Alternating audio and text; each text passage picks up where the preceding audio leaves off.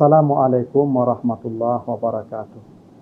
Alhamdulillahi rabbil alamin. Assalatu wassalamu ala asyrafil anbiya'i wal mursalin wa ala alihi wa ashabihi ajma'in. Ketika Ramadan akan berakhir, ada satu lagi kewajiban yang mesti ditunaikan oleh setiap muslim yang berpuasa sebagai buah daripada ibadah puasa yang mereka laksanakan selama 1 bulan. Ibadah itu adalah zakat fitrah, memberikan makanan kepada fakir miskin sebelum salat hari raya dikerjakan. Zakat fitrah disebut dengan zakat fitrah karena berdasarkan hadis Nabi, zakat fitrah itu tujuannya tuhratan lis-sha'im minal lawi war rafas wa tu'matan lil masakin. Zakat fitrah itu diwajibkan dengan 2 tujuan. Pertama, membersihkan orang yang berpuasa dari hal-hal yang merusak puasa selama ini.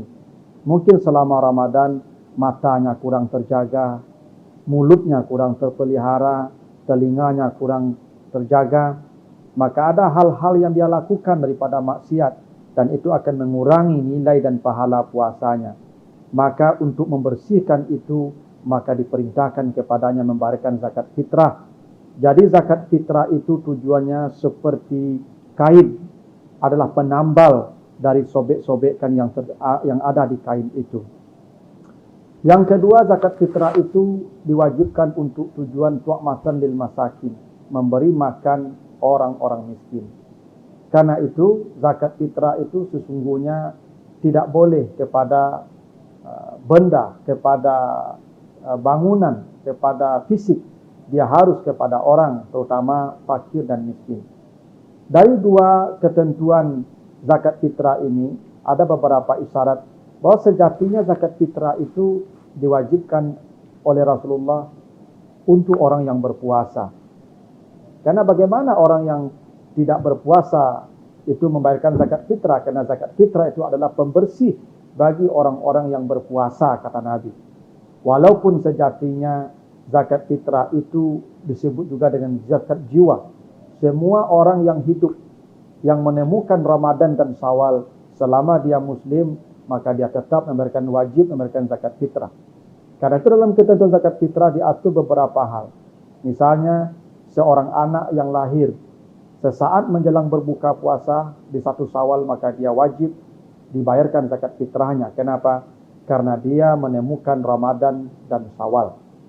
Berbeda kalau anak itu lahir setelah berbuka, maka dia tidak wajib dibayarkan zakat fitrahnya. Kenapa? Karena dia tidak menemukan 1 Syawal. Begitu juga seseorang yang meninggal sebelum berbuka di hari terakhir bulan Ramadan, maka tidak wajib dibayarkan zakat fitrah. Kenapa? Karena dia tidak menemukan Syawal. Tapi bila dia meninggal di waktu berbuka itu, dia meninggal setelah terbenam matahari di akhir Ramadan, maka dia wajib membayarkan zakat fitrah. Kenapa? Karena dia menemukan Ramadan dan Syawal. Begitu juga seorang suami yang menceraikan istrinya sebelum Ramadan berakhir, maka suaminya tidak wajib membayarkan zakat fitrah istrinya. Kenapa? Karena dia tidak menjadi suami istri di Ramadan dan Syawal. Berbeda halnya kalau seorang suami mencerai istrinya setelah berbuka, malam takbir dia ceraikan istrinya, maka suami tersebut wajib membayarkan zakat fitrah istrinya. Kenapa? Karena dia suami istri di Ramadan dan Syawal. Begitu juga orang yang kaya, misalnya kaya mendadak. Selama ini dia miskin, tidak punya uang, sekarang tiba-tiba kaya mendadak, misalnya dapat bonus dia, dapat hadiah dia.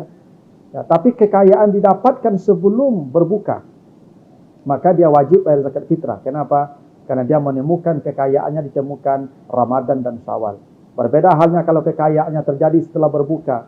Tiba-tiba setelah berbuka dia jadi kaya raya, maka dia tidak wajib memberikan zakat fitrah. Kenapa? Kekayaannya tidak berada di Ramadan dan Syawal.